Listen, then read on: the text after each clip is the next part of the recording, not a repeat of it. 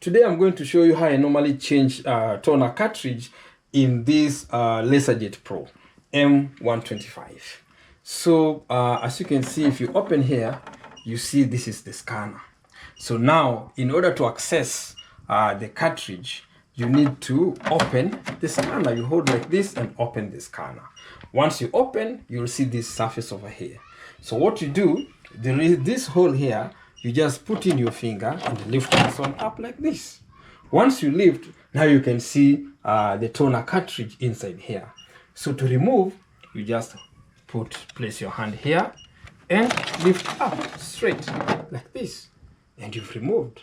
So now to replace, again, you have to bring your cartridge straight like this.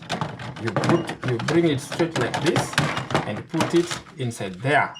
Let it fall inside like that. Then once it's in place, you just push it like that. And that's how you change your toner cartridge in this laser printer, HP printer.